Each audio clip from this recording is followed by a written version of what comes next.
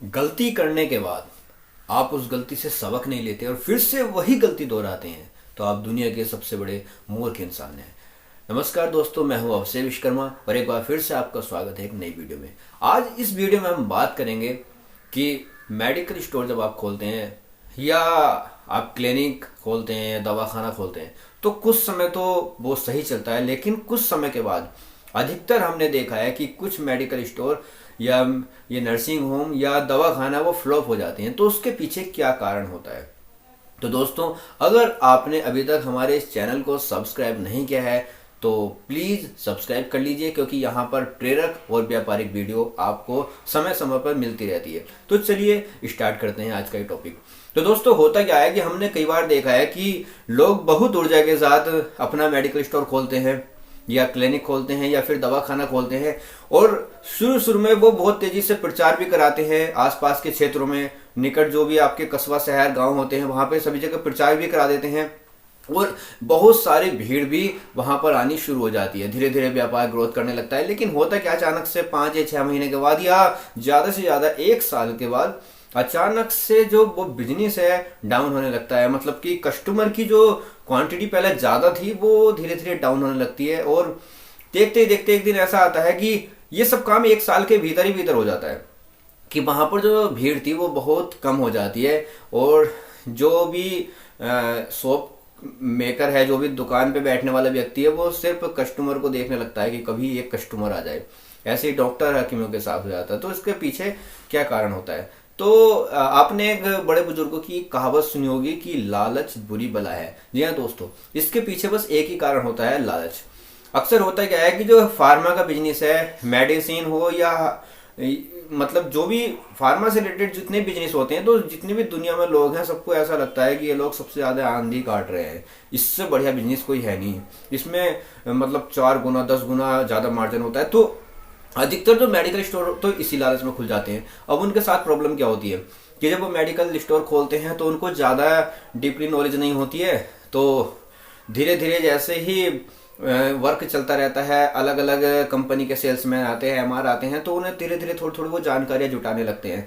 फिर उसके बाद पता चलता है उनको कि जेनरिक में बहुत ज़्यादा सस्ती मेडिसिन भी हैं, लेकिन वो सस्ती तो हैं बट उनकी जो क्वालिटी है ना वो बहुत ज़्यादा घटिया होती है और वो इस लालच में फंस जाते हैं। तो वो करते क्या है कि कुछ तो स्कीम के तहत माल उठा लेते हैं।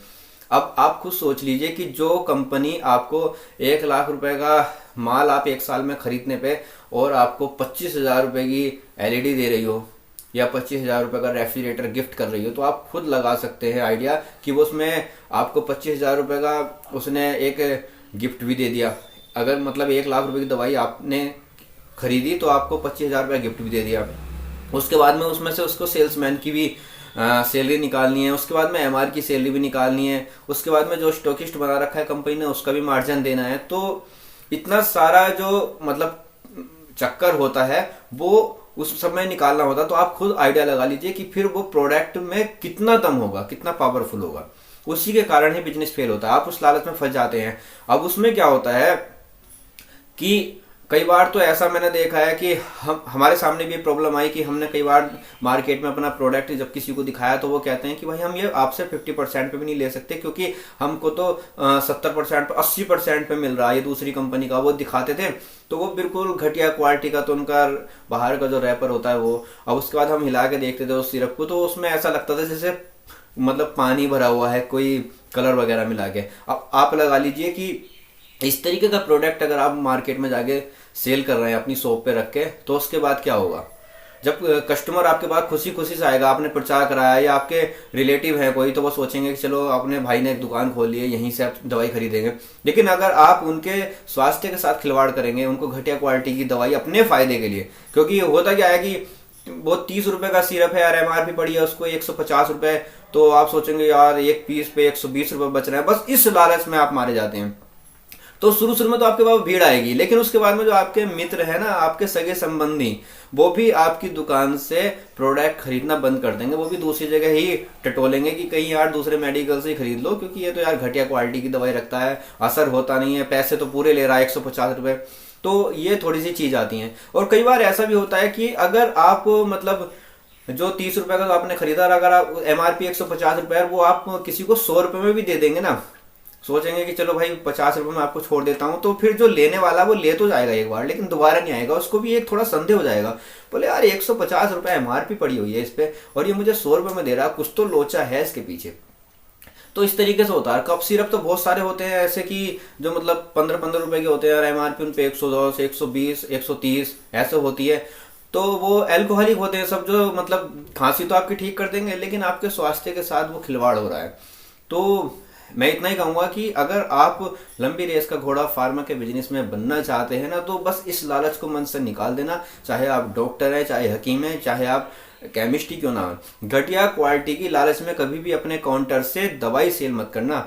अदरवाइज क्या होगा कि जो कस्टमर आपके पास एक बार आएगा वो 4 और कस्टमर को रोक देगा आपके पास आने से। वो कहेगा कि भाई ये तो बहुत घटिया क्वालिटी की मेडिसिन चलाते हैं, इनके पास कुछ नहीं, क्योंकि ये चीजें छुपती नहीं है ज्यादा वक्त तक, एक ना एक दिन उजागर हो जाती हैं। और जब मार्केट में एक बार नाम खराब हो जाता है ना, तो आप फिर अपनी साख बनाने की कितनी कोशिश कर लो, मैं चैलेंज करता हूं इस बात का कि आप फिर अपनी मार्केट में साख नहीं बना पाएंगे।